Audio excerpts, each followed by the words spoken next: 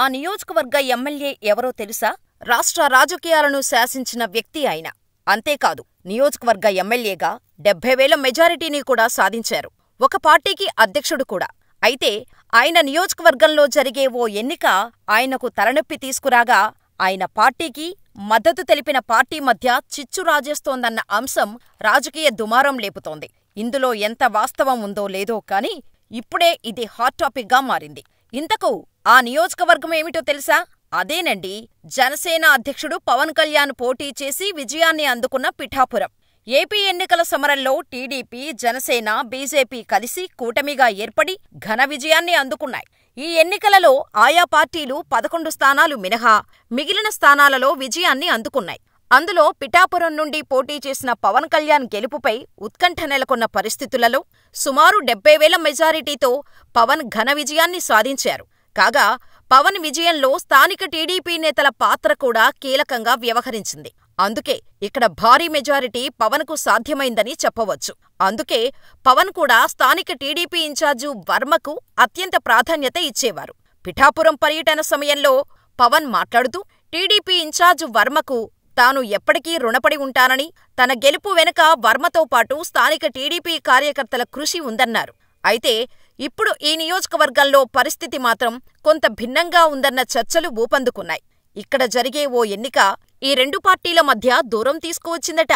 TDP కూటమిలో భాగమైన జనసేన ప్రాతినిధ్యం వహిస్తున్న నియోజకవర్గం కావటం, అలాగే ఏకంగా డిప్యూటీ సీఎం పవన్ ఇక్కడ ఎమ్మెల్యేగా విజయాన్ని అందుకోగా, తాజా రాజకీయ పరిస్థితుల నేపథ్యంలో అందరి దృష్టి ఇప్పుడు ఈ నియోజకవర్గంపైనే పడింది. ఇక అసలు విషయంలోకి వెళితే, Pithapuram urban credit co-operative society ఎన్నికలు ఇక్కడ అక్టోబర్ 6వ తేదీన జరగనున్నాయి. అయితే ఈ సొసైటీలోని 5 డైరెక్టర్ పదవులకు ఎన్నికలు జరుగుతుండగా వైసీపీ మాత్రం ఎన్నికలకు దూరంగా ఉంది. మొత్తం 18 నామినేషన్లు రాగా వాటిల్లో 6 నామినేషన్లు ఉపసంహరణకు గురయ్యాయి. దీనితో 12 మంది ఎన్నికల బరిలో ఉన్నట్టయింది. వీరిలో జనసేన తరపున కొంతమంది అభ్యర్థులు పోటీలో ఉండగా, టీడీపీ తరపున మరికొందరు పోటీలో ఉన్నారట. రాష్ట్రంలో మాత్రం కూటమిలో భాగమైన టీడీపీ, జనసేన మధ్య ఈ సొసైటీ ఎన్నికలు కొంత చిచ్చు రాజేసే అవకాశాలు ఉన్నట్టు రాజకీయ విశ్లేషకులు భావిస్తున్నారు. అయితే రెండు పార్టీల అధిష్టానాలు జోక్యం చేసుకొని ఇక్కడి పరిస్థితి ఖచ్చితంగా దిద్దుతాయని తెలుస్తోంది. మరోపక్క ఏపీలో జనసేన పార్టీ రోజురోజుకు బలోపేతమవుతోందా అంటే అవుననే సమాధానం వినిపిస్తోంది. పార్టీ క్యాడర్ను పెంచుకోవటంలో జనసేన ప్రత్యేక దృష్టి సారించిందని చెప్పొచ్చు. ఏపీలో కూటమి విజయంలో జనసేనదే కీలక పాత్ర అన్న విషయం అందరికీ తెలిసిందే. అయితే అందుకు కృతజ్ఞతగా సీఎం చంద్రబాబు కూడా జనసేన అధ్యక్షుడు పవన్ కళ్యాణ్కు డిప్యూటీ సీఎం హోదా కల్పించారు. అయితే పాలనాపరమైన అంశాలపై దృష్టి సారించిన పవన్ పార్టీ క్యాడర్ బలోపేతం చేసుకునేందుకు కూడా కసరత్తు ప్రారంభించారనే చెప్పచ్చు. అందులో భాగంగా ఇటీవల పలువురు వైసీపీ నేతలు జనసేన పార్టీలో చేరగా వారిని సాదరంగా ఆహ్వానించారు పవన్. ఇప్పటికే బీజేపీ మద్దతుగల జనసేన పార్టీ క్యాడర్ పెంచటంపై వెనక ఉన్న రహస్యంపై రాజకీయ విశ్లేషకులు చర్చలు సాగిస్తున్నారు. ఏపీ ఎన్నికల సమయంలో ఎలాగైనా వైసీపీని గద్దెదింపడమే లక్ష్యంగా జనసేన అధ్యక్షులు పవన్ పూర్తిస్థాయిలో ప్రయత్నించి సఫలమయ్యారు. ఎన్నికల ముందు వరకు బీజేపీతో జతకట్టిన పవన్ ఎన్నికల సమయానికి టీడీపీని సైతం కలుపుకొని కూటమిగా బలపడ్డారు. ఆ తర్వాత ఎన్నికల ఫలితాలు ఊహించని రీతిలో కూటమికి విజయాన్ని అందించాయి. ఈ ఎన్నికల్లో జనసేన 22కు 22 స్థానాలు దక్కించుకోవటంతో పార్టీ క్యాడర్లో ఆనందానికి అవధుల్లేవు. అలాగే రాష్ట్రంలో జనసేనకు ప్రజల మద్దతు ఉందన్న ధీమా సైతం నాయకుల్లో వ్యక్తమైంది. అయితే ప్రస్తుతం డిప్యూటీ సీఎం హోదాలో ఉన్న పవన్ జనసేన క్యాడర్పై దృష్టి సారించారు. ఎన్నికల్లో ఘోర ఓటమి చవిచూసిన వైసీపీ నుండి ప్రస్తుతం వలసల పర్వం సాగుతోంది. అయితే పార్టీ మారాలనుకున్నవారు టీడీపీ వైపు కాకుండా జనసేన వైపుకు మాత్రమే చూడటం విశేషం.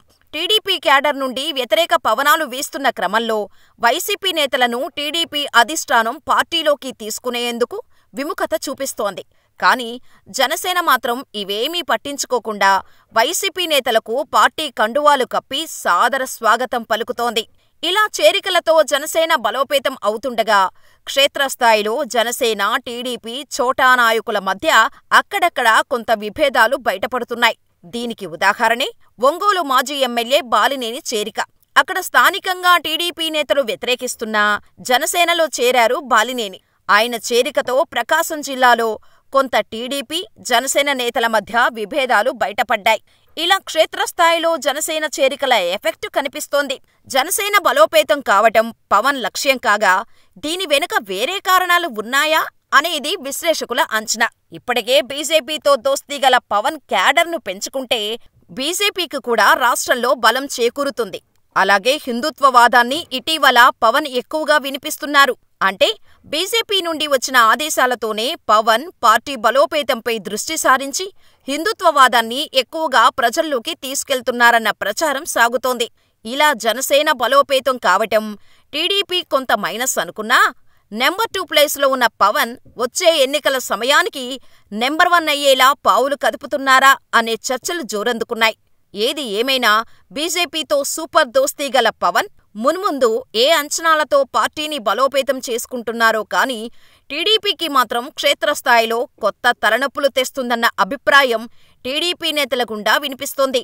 జనసేన బలాన్ని అందిపుచ్చుకొని బీజేపీ రాష్ట్రంలో అధికారిక పాగా వేయాలని ప్లాన్ బి అమలు చేస్తే పవన్కు సీఎం సీటు ఖాయమే. మరి ఆ దిశగా ఈ రెండు పార్టీల అడుగులు పడుతున్నాయా అనేదే ఇప్పుడు ప్రశ్నార్థకంగా మారింది.